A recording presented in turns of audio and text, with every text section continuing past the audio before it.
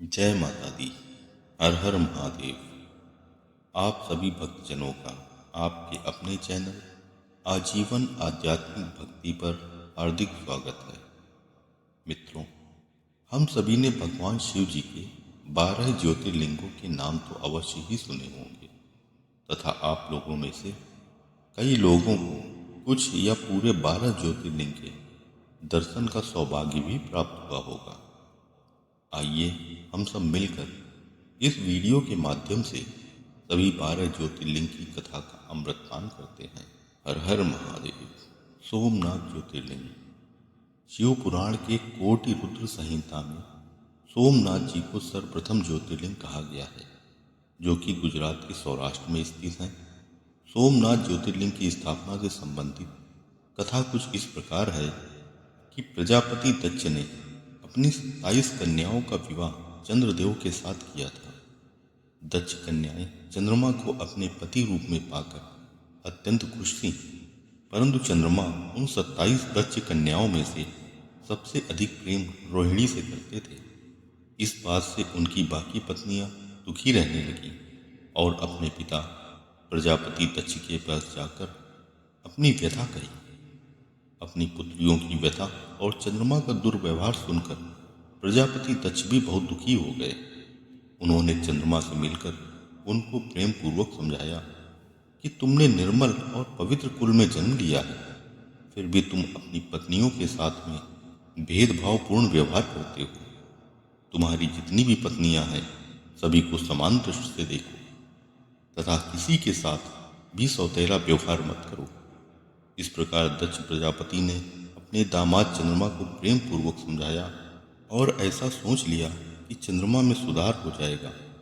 उसके बाद प्रजापति दक्ष वापस चले गए।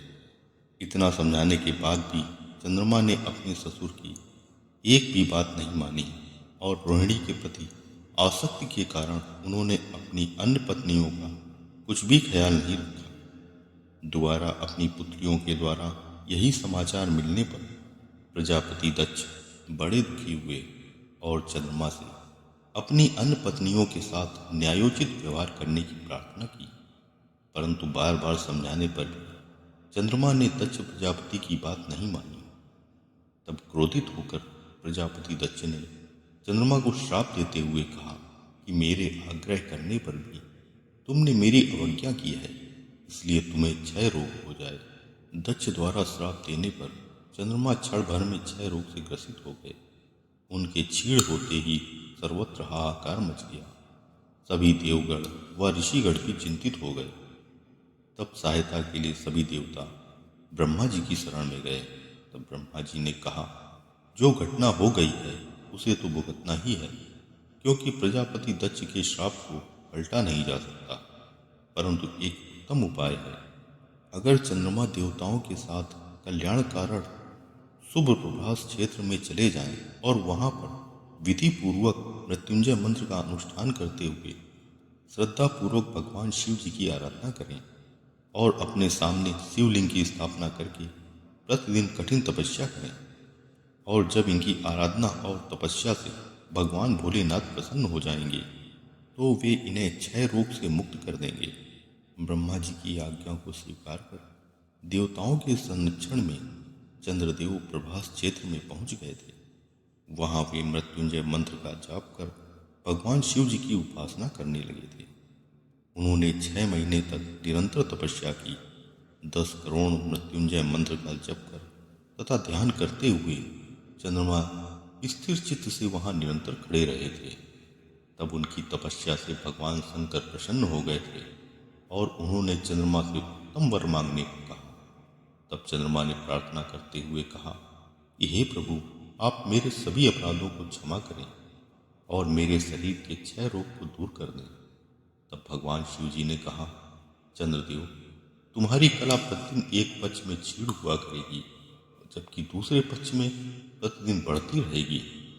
इस प्रकार तुम स्वस्थ और लोक सम्मान के योग्य हो जाओगे। तब उन्होंने भक्ति भाव पूर्वक भगवान शंकर की स्तुति की। ऐसी स्थिति में भगवान शिव उनकी दृढ़ भक्ति को देखकर एक लिंग रूप में प्रकट हुए और संसार में सोमनाथ ज्योतिर्लिंग के नाम से प्रसिद्ध हुए तथा वहीं पर सभी देवताओं ने सोमनाथ कुंड की स्थापना की, जिसमें भगवान शिव और ब्रह्मा जी का सदा निवास माना जाता है। ओम नमः शिवाय। मल्लिकार्जुन ज्योतिर्लिंग। यह ज्योतिर्लिंग आंध्र प्रदेश के श्री सैलम नामक स्थान पर स्थित है। शिव पुराण के कोटि रुद्र संहिता में इस ज्योतिर्लिंग की कथा का उल्लेख मिलता है। कोटि रुद्र संहिता के अनुसार एक बार भगवान शिव और माता पार्वती के दोनों पुत्र भगवान कार्तिकेय और भगवान गणेश जी आपस में विवाह के लिए कलह करने लगे और इसके निवारण हेतु दोनों पुत्र अपने माता पिता के पास पहुंचे। तब भगवान शिव और माता पार्वती ने उनसे कहा कि तुम दोनों में से जो कोई भी इस पृथ्वी की परिक्रमा करके पहले यहाँ पर आएगा, उसी का विवाह पहले होगा। शर्त सुनते ही कार्तिकेय जी पृथ्वी की परिक्रमा करने के लिए अपने वाहन मयूर पर सवार होकर चल दिए, परंतु स्थूलकाय श्री गणेश जी और उनका वाहन चूहा भला इतनी जल्दी पृथ्वी की परिक्रमा कैसे कर सकते थे। गणेश जी शरीर से जरूर स्थूल हैं, परंतु वे बुद्धि के सागर हैं। उन्होंने कुछ सोच विचार किया और अपने माता पिता से एक आसन पर विराजमान होने के लिए कहा। फिर माता पिता को एक आसन पर विराजमान कराकर उनकी 7 बार परिक्रमा की। इस प्रकार श्री गणेश जी पृथ्वी की परिक्रमा से प्राप्त होने वाले फल के अधिकारी बन गए। उनकी चतुर बुद्धि को देखकर भगवान शिव और माता पार्वती बहुत प्रसन्न हुए और उन्होंने गणेश जी का विवाह भी करा दिया। जब कार्तिकेय जी संपूर्ण पृथ्वी की परिक्रमा करके वापस आए तो यह दृश्य देखकर बहुत दुखी हुए और फिर वे दुखी होकर माता पिता के चरण छूकर वहां से चले गए। माता पिता से अलग होकर क्रौंच पर्वत पर जाकर रहने लगे। भगवान शिव और माता पार्वती ने अपने पुत्र को समझाने बुझाने के लिए देवर्षि नारद को वहां भेजा। देवर्षि नारद ने बहुत प्रकार से समझाने का प्रयत्न किया, परंतु वे वापस नहीं आए। इसके बाद माता पार्वती अपने पुत्र को वापस लाने के लिए भगवान शिव जी के साथ क्रौंच पर्वत पर गईं। उधर कार्तिकेय जी को माता पार्वती के आने की सूचना प्राप्त हुई तो वह वहां से 12 कोस दूर चले गए। कार्तिकेय जी के वहां से चले जाने के बाद भगवान शिव वहां ज्योतिर्लिंग के रूप में प्रकट हो गए। इस ज्योतिर्लिंग का नाम भगवान शिव जी के एक नाम अर्जुन, माता पार्वती के एक नाम मल्लिका के नाम पर मल्लिकार्जुन नाम से प्रसिद्ध हुआ। यहाँ पर माता सती के शरीर का अंग भी गिरा था, इसलिए यहाँ पर शक्तिपीठ भी है। ओम नमः शिवाय। महाकालेश्वर ज्योतिर्लिंग। यह ज्योतिर्लिंग उज्जैन में स्थित है। उज्जैन का प्राचीन नाम अवंती नगरी है। महाकालेश्वर ज्योतिर्लिंग का वर्णन शिव पुराण के कोटि रुद्र संहिता के 16वें अध्याय में सूत जी महाराज के द्वारा किया गया है। प्राचीन काल में अवंती नगरी में वेदप्रिय नाम के एक ब्राह्मण रहते थे, जिनके 4 पुत्र देवप्रिय, प्रियमेघा, संस्कृत और सुव्रत नाम के तेजस्वी और सदाचारी थे। वेदप्रिय प्रतिदिन अग्निहोत्र तथा पार्थिव शिवलिंग का निर्माण करके शास्त्र विधि से पूजन करते थे। उन्हीं दिनों रत्नमाल पर्वत पर दूषण नामक दैत्य ने घोर तप करके भगवान ब्रह्मा जी को प्रसन्न किया और उनसे अजयता का वर प्राप्त कर लिया था। वर प्राप्त होने के बाद उस असुर ने सभी ऋषि मुनियों को प्रताड़ित करना प्रारंभ कर दिया। एक दिन वह दैत्य अवंती नगरी में वेदप्रिय के निवास स्थल पर गया। वहां देखा ब्राह्मण के 4 पुत्र भगवान शिव जी के पार्थिव शिवलिंग की पूजा कर रहे हैं। यह देखकर क्रोध में भरकर दूषण ने अपने दैत्यों को आदेश किया कि इन ब्राह्मण कुमारों को पकड़कर मार दो। यह सुनने के बाद भी उन ब्राह्मण कुमारों ने भगवान शिव जी की पूजा करते रहे। जैसे ही दैत्य उन ब्राह्मण कुमारों को मारने के लिए आगे बढ़े, उसी क्षण उस पार्थिव शिवलिंग से एक तेज प्रकट हुआ। उस तेज पुंज में से भक्तवत्सल भगवान शिव जी महाकाल के रूप में प्रकट हुए और दूषण को अपनी हुंकार मात्र से ही भस्म कर दिया। यह देखकर अन्य दैत्य भाग गए। फिर भगवान शिव ब्राह्मण कुमारों से बोले, मैं तुम पर प्रसन्न हूँ, जो वर चाहो मांग लो। ब्राह्मण कुमारों ने कहा, भगवान यदि आप हम पर प्रसन्न हैं तो यहाँ पर ज्योतिर्लिंग के रूप में निवास करें। भगवान शिव उनकी प्रार्थना को स्वीकार कर वहाँ महाकाल ज्योतिर्लिंग के रूप में प्रकट हो गए। ओम नमः शिव। ओंकारेश्वर ज्योतिर्लिंग। यह ज्योतिर्लिंग मध्य प्रदेश के शिवपुरी में स्थित है। ओंकारेश्वर ज्योतिर्लिंग का वर्णन शिव पुराण की कोटि रुद्र संहिता में 18वें अध्याय में मिलता है। यहाँ पर ज्योतिर्लिंग दो रूप ओंकारेश्वर और अमलेश्वर की पूजा की जाती है। एक बार देवर्षि नारद जी विचरण करते हुए गिरिराज बिंद पर गए। गिरिराज बिंद ने बड़े आदर के साथ देवर्षि का स्वागत किया और कहा, मैं सर्वगुण संपन्न हूँ और मेरे पास सभी प्रकार की संपदा है और किसी भी वस्तु की कोई कमी नहीं है। इस प्रकार अभिमानपूर्ण विंध्य पर्वत की बातें सुनकर चुपचाप नारद जी ने एक लंबी सांस ली। यह देखकर विंध्य पर्वत ने पूछा, आपको मेरे पास कौन सी कमी दिखाई दी? आपने किस कमी को देखकर लंबी सांस खींची? तब देवर्षि नारद जी ने विंध्य पर्वत को बताया कि तुम्हारे पास सब कुछ है, किंतु सुमेरु पर्वत तुमसे बहुत ऊंचा है। उस पर्वत के शिखर देवलोक तक पहुंचे हैं और मुझे लगता है तुम्हारे शिखर के भाग वहां तक कभी नहीं पहुंच पाएंगे। यह कहकर नारद जी वहां से चले गए। नारद जी की बात को सुनकर विंध्याचल को बहुत पछतावा हुआ। वह दुखी होकर मन ही मन शोक करने लगा। फिर विंध्य पर्वत ने भगवान शिव जी की आराधना करने का निश्चय किया। जहाँ पर साक्षात ओंकार विद्यमान है, वहाँ पहुंचकर भगवान शिव जी का पार्थिव शिवलिंग बनाकर 6 माह तक लगातार प्रेम पूर्वक पूरी श्रद्धा के साथ पूजन किया। उनके कठोर तप को देखकर भगवान शिव जी ने विंध्य को अपने दिव्य स्वरूप के दर्शन दिए और विंध्य पर्वत से बोले, मैं तुम पर बहुत प्रसन्न हूँ और अपने भक्तों को मनवांछित वर प्रदान करता हूँ, इसलिए तुम्हारी जो इच्छा हो वह वर मांगो। तब विंध्य पर्वत ने भगवान शिव जी से कहा, प्रभु, यदि आप मुझ पर प्रसन्न हैं तो मुझे वह अभिष्ट बुद्धि प्रदान करें कि जो कार्यों को सिद्ध करने वाली हो। विंध्य पर्वत की यह याचना सुनकर भगवान शिव जी ने कहा, हे पर्वतराज, मैं तुम्हें वह उत्तम वर प्रदान करता हूँ कि तुम जिस प्रकार का कार्य करना चाहो वह कार्य कर सकते हो। जब भगवान शिव जी ने विंध्य पर्वत को उत्तम वर दे दिया तो कुछ ऋषिगण और देवगण भी वहां आ गए।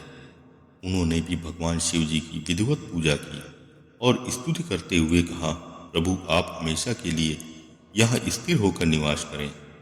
देवताओं और ऋषिगणों की विनती सुनकर भक्त वत्सल भगवान शिव बहुत प्रसन्न हुए और उनकी विनती स्वीकार कर ली।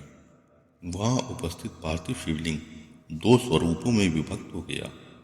प्रणव के अंतर्गत जो सदाशिव विद्यमान हुए उन्होंने ओंकार नाम से जाना जाता है। इसी प्रकार पार्थिव शिवलिंग में जो ज्योति प्रतिष्ठित हुई थी वह परमेश्वर लिंग के नाम से विख्यात हुई। परमेश्वर शिवलिंग को अमलेश्वर नाम से भी जाना जाता है। भक्तजनों को मनवांछित वर प्रदान करने के लिए ओंकारेश्वर और परमेश्वर नाम से ये ज्योतिर्लिंग जगत में प्रसिद्ध हुए। ओम नमः शिवाय। केदारनाथ ज्योतिर्लिंग। भगवान ब्रह्मा के पुत्र धर्म और उनकी पत्नी मूर्ति के माध्यम से श्री हरि विष्णु ने नर और नारायण नाम के 2 ऋषियों के रूप में अवतार लिया था। नर और नारायण बद्री वन में पार्थिव शिवलिंग बनाकर घोर तप किया करते थे। भगवान शिव जी उनकी पूजा ग्रहण करने के लिए उनके द्वारा बनाए गए पार्थिव शिवलिंग में रोज आया करते थे। काफी समय बीत जाने के बाद भगवान शिव उनकी तपस्या से प्रसन्न हुए और नर तथा नारायण के सामने प्रकट होकर उनसे वर मांगने को कहा। तब नर और नारायण ने लोक कल्याण के लिए भगवान शिव जी से कहा, यदि आप हम पर प्रसन्न हैं तो यहाँ पर आप ज्योतिर्लिंग के रूप में निवास करें, जिससे आपके दर्शन मात्र से ही भक्तों के कष्ट दूर हो जाएं। उन दोनों भाइयों के इस प्रकार अनुरोध करने पर भक्त वत्सल कल्याणकारी भगवान शिव उस केदार क्षेत्र में ज्योतिर्लिंग के रूप में स्थापित हो गए। केदार क्षेत्र में होने के कारण केदारेश्वर या केदारनाथ जी के नाम से यह ज्योतिर्लिंग विख्यात हुआ। जहाँ केदार क्षेत्र के बद्री वन में नर और नारायण ने भगवान शिव जी की तपस्या की थी। वहाँ भगवान श्री हरि का बद्रीनाथ धाम भी स्थित है और पास ही नर तथा नारायण नाम के दो पर्वत भी हैं। केदार क्षेत्र की मान्यता है कि जो भक्त भगवान केदारनाथ जी की यात्रा में जाता है और यात्रा के समय यदि अचानक उसकी मृत्यु हो जाती है तो उसे मुक्ति मिल जाती है। मित्रों, नर और नारायण ने ही द्वापर युग में भगवान श्री कृष्ण और अर्जुन के रूप में अवतार लेकर पुनः धर्म की स्थापना की थी। इसकी पुष्टि स्वयं भगवान श्री कृष्ण ने श्रीमद् भगवद गीता के चौथे अध्याय के 5वें श्लोक में की है। ओम नमः शिवाय। भीम शंकर ज्योतिर्लिंग।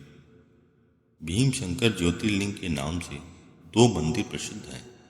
एक मंदिर महाराष्ट्र के पुणे जिले में स्थित है और दूसरा मंदिर आसाम के कामरूप जिले में स्थित है। शिव पुराण के कोटि रुद्र संहिता में भीम शंकर ज्योतिर्लिंग का कामरूप क्षेत्र में स्थित होने का उल्लेख मिलता है। पूर्व काल में भीम नाम का एक पराक्रमी राक्षस था। वह अपनी माता करकटी के साथ रहता था। जब भीम बड़ा हुआ तो उसने अपनी माता से पूछा, माँ, मेरे पिता कौन है और कहाँ हैं?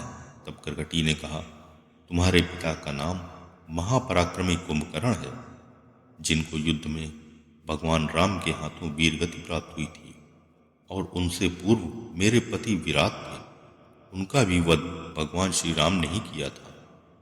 उनकी मृत्यु के बाद मैं अपने माता पिता के साथ रहने लगी थी।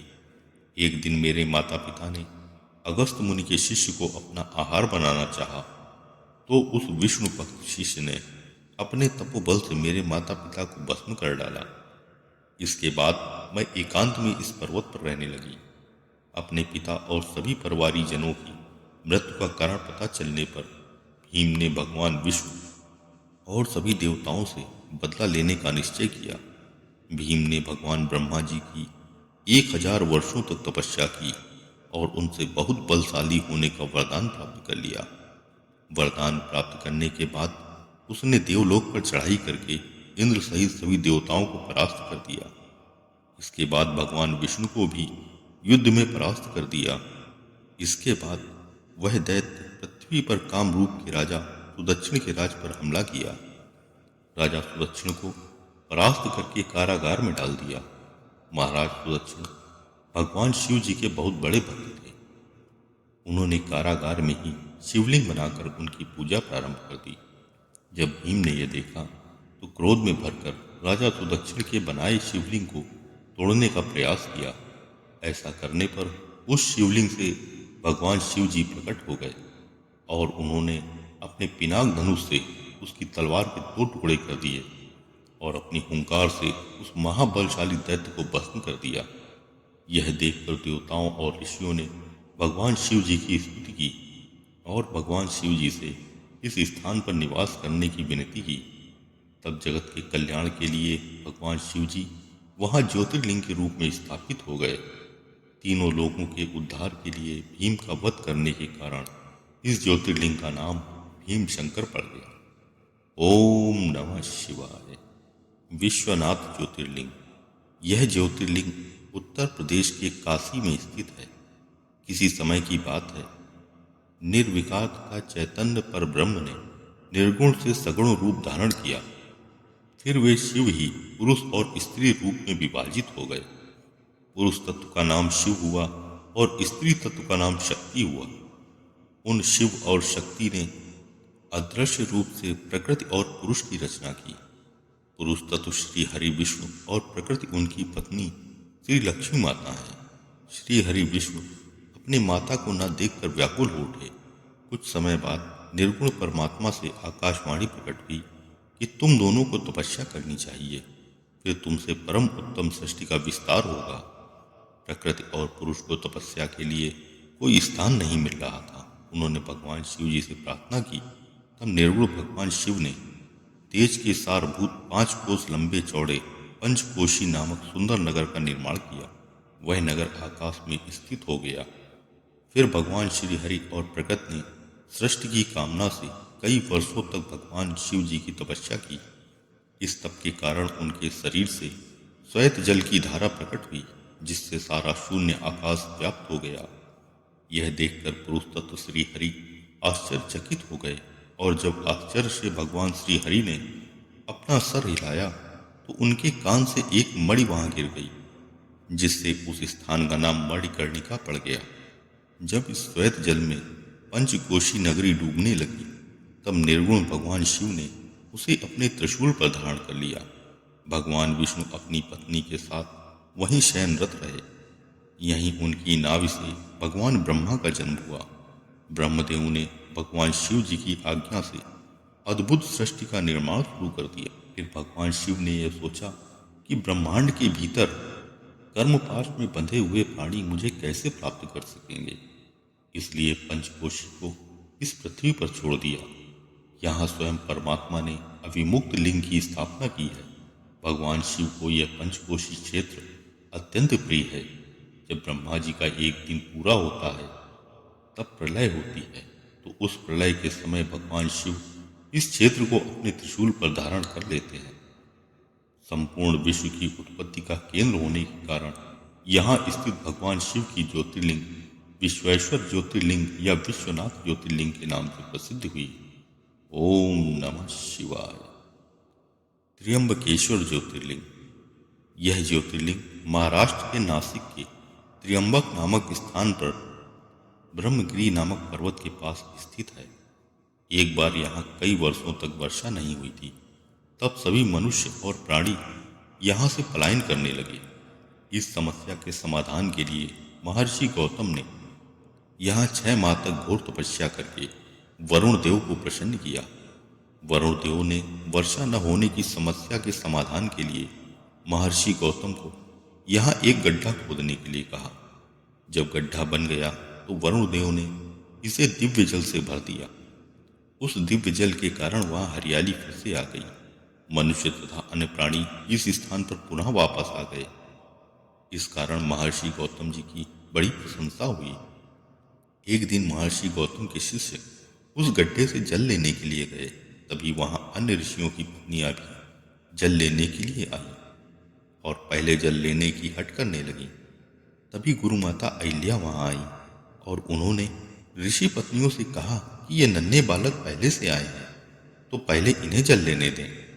इस बात से ऋषि पत्नियों को लगा कि माँ अहिल्या अपने शिष्यों का पक्ष ले रही हैं, क्योंकि इस जल की व्यवस्था उनके पति महर्षि गौतम ने की है। नाराज मुनि पत्नियों ने यह बात अपने पतियों को बढ़ा चढ़ा कर बताई। इस बात से नाराज उन ऋषियों ने गौतम ऋषि से बदला लेने के लिए भगवान श्री गणेश जी की पूजा प्रारंभ की। गणेश जी के प्रकट होने पर उन ऋषियों ने गौतम ऋषि से अपना बदला लेने के लिए गणेश जी से सहायता की प्रार्थना की।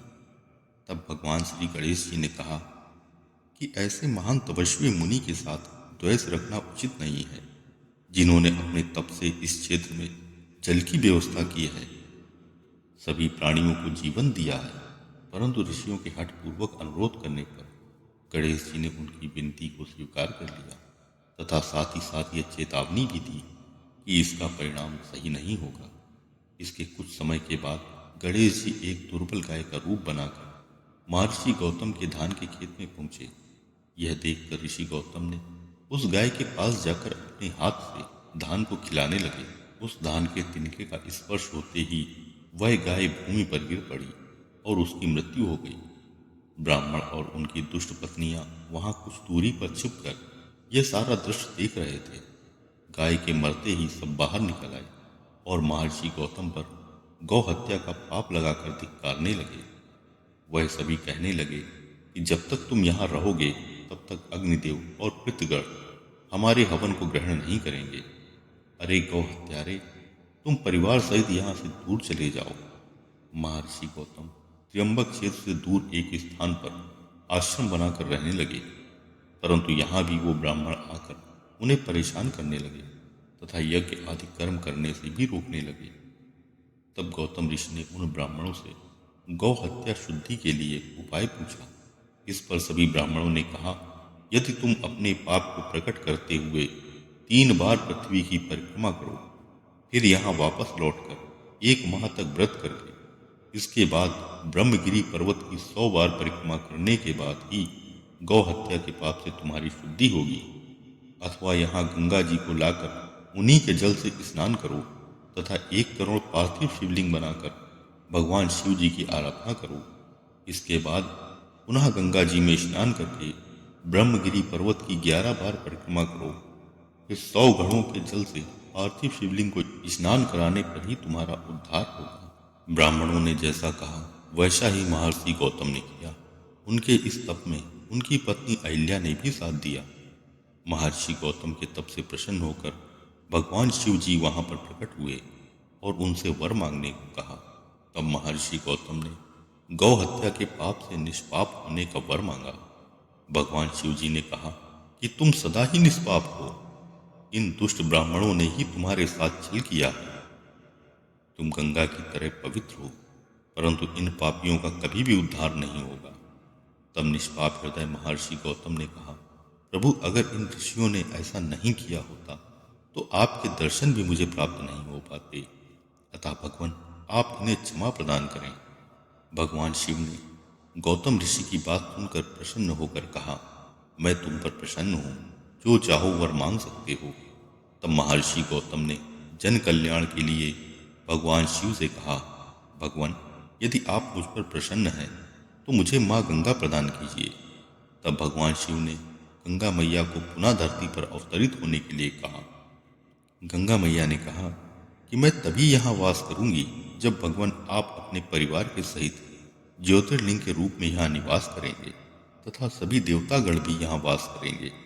इस पर भगवान शिव ने तथास्तु कहा और सभी देवताओं ने भी कहा कि जब जब बृहस्पति देव सिंह राशि में प्रवेश करेंगे तब सभी देवगण यहाँ आएंगे। इस प्रकार वहाँ स्थित माँ गंगा गोदावरी के नाम से प्रसिद्ध हुई और भगवान शिव जी की ज्योतिर्लिंग त्र्यंबक क्षेत्र में होने के कारण त्र्यंबकेश्वर नाम से प्रसिद्ध हुई। ओम नमः शिवाय। वैद्यनाथ ज्योतिर्लिंग। इस ज्योतिर्लिंग का स्थान बड़ा ही विवादित है। पहला देवगढ़ झारखंड, दूसरा परली महाराष्ट्र और तीसरा बैजनाथ हिमाचल प्रदेश को बताया जाता है। द्वादश ज्योतिर्लिंग स्तोत्र के अनुसार यह ज्योतिर्लिंग महाराष्ट्र के परली में स्थित है, परंतु शिव पुराण के अनुसार यह ज्योतिर्लिंग चिताभूमि के पास स्थित बताई गई है। स्थान विवाद है, परंतु कथा एक समान है। इस ज्योतिर्लिंग की कथा का वर्णन शिव पुराण के कोटि रुद्र संहिता में मिलता है। शिव पुराण के अनुसार राक्षस राज रावण भगवान शिव जी को प्रसन्न करने के लिए कैलाश पर्वत पर तप कर रहा था, परंतु कई वर्षों तक तप करने के बाद भी भगवान श्री महादेव जी प्रसन्न नहीं हुए तो रावण ने भगवान शिव जी को प्रसन्न करने के लिए और कठिन तप प्रारंभ किया। परंतु जब कई वर्ष बीत जाने के बाद भी भगवान शिव जब प्रसन्न नहीं हुए तब राक्षस राज रावण ने एक एक करके अपने शीश काटते हुए आहुति देनी प्रारंभ कर दी। रावण ने अपने 9 शीश की आहुति दे दी। जब वह अपना आखिरी 10वां शीश काटने जा रहा था तब भगवान शिव उसकी भक्ति से प्रसन्न होकर रावण को दर्शन दिए और उसके सभी सिर को पुनः निरोग करके उत्तम वर मांगने को कहा। तब रावण ने भगवान से सबसे बलशाली होने का वरदान मांगा। तब भगवान शिव ने रावण को मनवांछित बल प्रदान किया। फिर रावण ने भगवान शिव से विनती की, प्रभु, आप मेरे साथ लंका में चलिए। रावण की इस विनती से भगवान शंकर थोड़ा सोच में पड़ गए और अनमने होकर कहा, दशानन, तुम मेरे इस ज्योतिर्लिंग को लेकर लंका जाओ, परंतु याद रखना, मार्ग में कहीं भी इस ज्योतिर्लिंग को भूमि पर मत रखना। अगर इसे कहीं भूमि पर रखा तो यह शिवलिंग सदा के लिए वहीं पर स्थापित हो जाएगा। रावण प्रसन्न मन से उस शिवलिंग को लेकर लंका की ओर चल पड़ा, परंतु भगवान शिव जी की माया से रावण को लघु शंका की इच्छा हुई, जो धीरे धीरे तीव्र होती जा रही थी। तभी रावण ने वहां मार्ग में एक ग्वाला को देखा। फिर ग्वाले से विनय पूर्वक कहा, आप इस शिवलिंग को पकड़ लो, जब तक मैं लघु शंका से निवृत्त होकर न आ जाऊं, तब तक इस शिवलिंग को भूमि पर मत रखना। यह कहकर रावण लघु शंका के लिए चला गया। इधर कुछ समय के बाद ग्वाले को शिवलिंग को उठाए रखना मुश्किल होने लगा, तो उसने शिवलिंग को वहीं भूमि पर रख दिया। अब वह शिवलिंग सदा के लिए यहीं स्थिर हो गई। रावण ने जब आकर देखा तो वह भगवान की लीला को समझ गया और भगवान की स्तुति करने लगा। इंद्र आदि देवता भी वहां भगवान का साक्षात दर्शन करने के लिए आ गए। सभी देवताओं ने विधिवत शिवलिंग का पूजन किया और ज्योतिर्लिंग का नाम वैद्यनाथ रखा। रावण जब वापस लंका चला गया तभी सब देवता ये सोचने लगे कि भगवान शिव के दिए वरदान से यह राक्षस न जाने क्या क्या करेगा। देवताओं ने नारद जी को रावण के पास भेजा। नारद जी लंका जाकर रावण को यह सुझाव दिया कि तुम एक बार कैलाश पर्वत उठाकर देखो, जिससे यह पता लगे कि भगवान शिव ने तुम्हें वरदान में कितना बल दिया है। रावण को यह बात जच गई और उसने जाकर कैलाश पर्वत को उठा लिया। उसके इस कार्य से भगवान शिव जी क्रोधित हो गए और रावण को श्राप देते हुए कहा कि अपनी शक्ति पर घमंड करने वाले दुष्ट रावण, तेरा अंत करने वाला पुरुष इस पृथ्वी पर शीघ्र ही अवतरित होगा। ओम नमः शिवाय। नागेश्वर ज्योतिर्लिंग। इस ज्योतिर्लिंग का स्थान भी विवादित है। पहला गुजरात के द्वारिका में, दूसरा उत्तराखंड के अल्मोड़ा में और तीसरा महाराष्ट्र के हिंगोली में बताया गया है। शिव पुराण और द्वादश ज्योतिर्लिंग स्तोत्रम के अनुसार यह दारुक वन में स्थापित है। नागेश्वर ज्योतिर्लिंग की कथा शिव पुराण के कोटि रुद्र संहिता में वर्णित है। शिव पुराण के अनुसार दारुका नामक राक्षसी अपने पति दारुक के साथ एक वन में रहा करती थी। दारुका को माता पार्वती का वरदान प्राप्त था कि वह इस वन को कहीं भी अपने साथ लेकर जा सकती है। दारुक और दारुका ने पूरे जंगल में उत्पात मचा रखा था। उससे तंग आकर लोगों ने महर्षि औरव की शरण ली। महर्षि औरव ने शरणागत की रक्षा के लिए उन राक्षसों को यह श्राप दिया, अगर ये राक्षस पृथ्वी लोक में हिंसा करेंगे या यज्ञ का विध्वंस करेंगे तो उसी क्षण भस्म हो जाएंगे। जब यह खबर देवलोक में देवताओं को प्राप्त हुई तो उन्होंने राक्षसों पर आक्रमण कर दिया। सभी राक्षस असमंजस में पड़ गए। अगर वह पृथ्वी पर युद्ध करेंगे तो उसी क्षण नष्ट हो जाएंगे, अगर नहीं करेंगे तो युद्ध में परास्त हो जाएंगे। इस स्थिति में दारुका उस वन को उड़ाकर समुद्र के बीच में ले गई। राक्षस लोग समुद्र के बीच निर्भय होकर रहने लगे। एक बार मनुष्यों से भरी हुई बहुत सी नावें उधर आती हुई दिखाई दी तो राक्षसों ने सभी मनुष्यों को बंदी बना लिया। उनमें सुप्रिय नाम का एक शिव भक्त भी था। उसने कारागार में रहकर भी भगवान शिव का पूजन नहीं छोड़ा। साथ ही साथ उन्होंने कई साथियों को भी भगवान शिव जी की पूजा में सम्मिलित कर लिया। इस प्रकार सुप्रिय और उसके साथी प्रतिदिन भगवान शिव जी का पूजन करने लगे। जब दारुक राक्षस को इस कार्य का पता चला तो वह सुप्रिय को क्रोधित होकर मारने दौड़ा। तब सुप्रिय ने भगवान भोलेनाथ की करुण पुकार की तो भक्त वत्सल भगवान भोलेनाथ करुण पुकार सुनकर अपने भक्तों की रक्षा के लिए वहां प्रकट हो गए और उन्होंने अपने हुंकार मात्र से ही वहां उपस्थित सभी प्रधान राक्षसों को नष्ट कर दिया। यह देखकर दारुक अपनी पत्नी दारुका के पास भाग गया। भगवान शिव ने अपने भक्तों को यह वरदान भी दिया, आज से इस वन में चारों वर्ण अपने अपने धर्म का पालन कर सकते हैं तथा तमोगुणी राक्षसों का इसमें कोई भी स्थान नहीं है।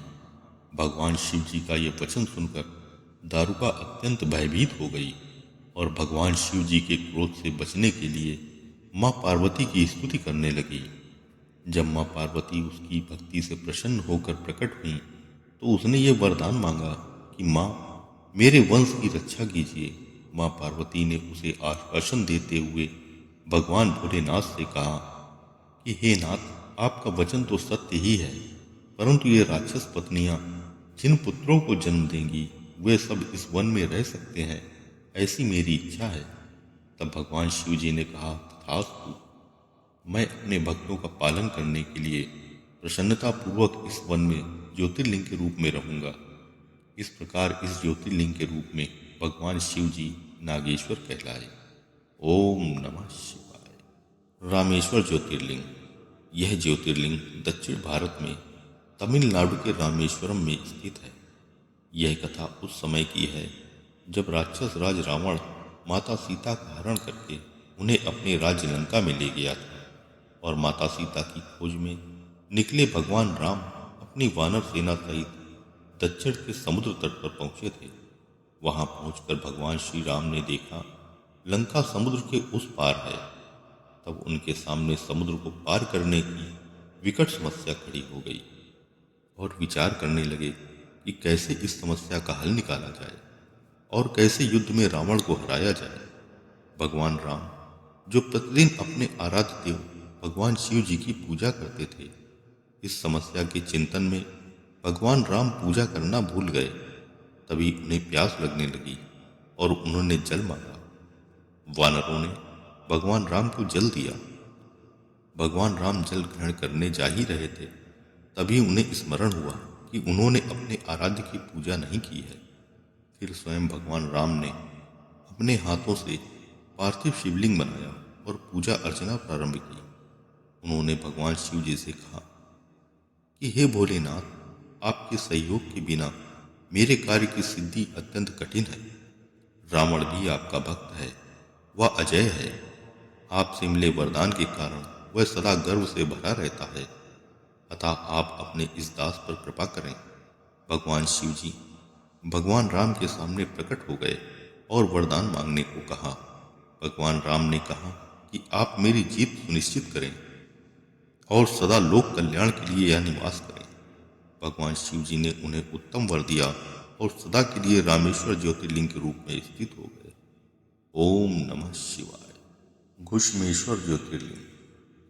इस ज्योतिर्लिंग का स्थान भी विवादित है।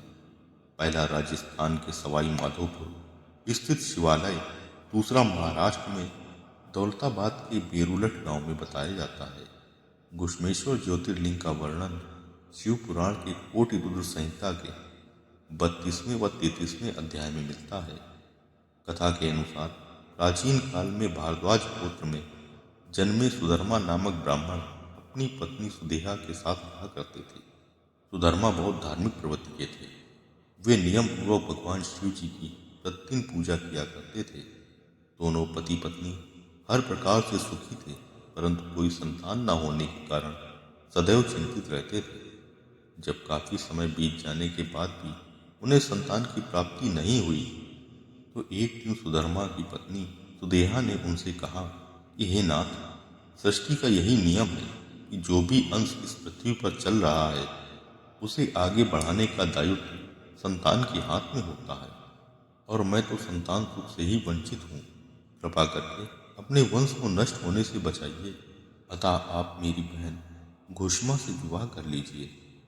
सुधर्मा ने इनकार करते हुए कहा, इस विवाह से सबसे ज्यादा दुख खुद तुम्हें ही होगा। परंतु अपने हट से सुदेहा ने सुधर्मा का विवाह अपनी बहन घुश्मा से कर दिया। घुश्मा अपनी बड़ी बहन के कहने पर प्रतिदिन 101 पार्थिव शिवलिंग बनाकर विधि पूर्वक उनकी पूजा करती थी। पूजन के पश्चात उनका विसर्जन निकट के तालाब में कर देती थी। भगवान शिव जी की कृपा से घुश्मा को पुत्र रत्न की प्राप्ति हुई। अब घुश्मा का सम्मान बढ़ने लगा। उधर सुदेहा के मन में अपनी बहन के प्रति ईर्ष्या बढ़ने लगी। धीरे धीरे समय बीतता रहा। युवा होने पर उस पुत्र का विवाह हो गया। पुत्र वधू के घर आ जाने से सुदेहा और ईर्ष्या करने लगी। एक रात ईर्ष्यावश सुदेहा ने सोते हुए पुत्र को चाकू से मार डाला और उसे काटकर उसी तालाब में डाल दिया जहां घुश्मा प्रतिदिन पार्थिव शिवलिंगों का विसर्जन किया करती थी। सुबह उठकर सुधर्मा और घुश्मा पूजा में लग गए, पर जब पुत्र वधू ने पति के बिस्तर पर खून देखा तो वह रोने लगी और सबको ये बात बताई। परंतु नित्य कर्मों में विलीन पति पत्नी विचलित नहीं हुए, जबकि सुदेहा दिखाने के लिए जोर जोर से विलाप करने लगी। पूजन के पश्चात घुश्मा पार्थिव शिवलिंगों को विसर्जित करने के लिए उसी तालाब पर गई। तब उसने अपने पुत्र को वहां खड़ा देखा। वह जानती थी कि यह सब भगवान की लीला है। उसे ना तो हर्ष हुआ और ना ही दुख। फिर एक ज्योति उनके सामने प्रकट हुई। उसमें से भगवान शिव प्रकट हुए। उन्होंने घुश्मा को सुदेहा का अपराध बताया और उसे मृत्यु दंड देने के लिए उद्यत हुए। परंतु घुश्मा ने भगवान शिव जी से अपनी बहन को क्षमा करने की प्रार्थना की। घुश्मा की सहृदयता देखकर भगवान शिव जी अत्यंत प्रसन्न हुए और घुश्मा से वर मांगने के लिए कहा। तब भूष्मा ने कहा कि हे प्रभु, अगर आप मेरी भक्ति से प्रसन्न हैं तो सदा के लिए आप यहाँ वास करें और मेरे नाम से ही आपकी ख्याति हो। इस प्रकार भगवान शिव घुश्मेश्वर नाम से प्रसिद्ध हुए। ओम नमः शिवाय। मित्रों, आशा करता हूँ कि ये जानकारी आपको पसंद आई होगी। अगर आप चैनल पर नए हैं तो चैनल को सब्सक्राइब करें तथा वीडियो को लाइक करें व कमेंट में हर हर महादेव अवश्य लिखें। हर हर महादेव।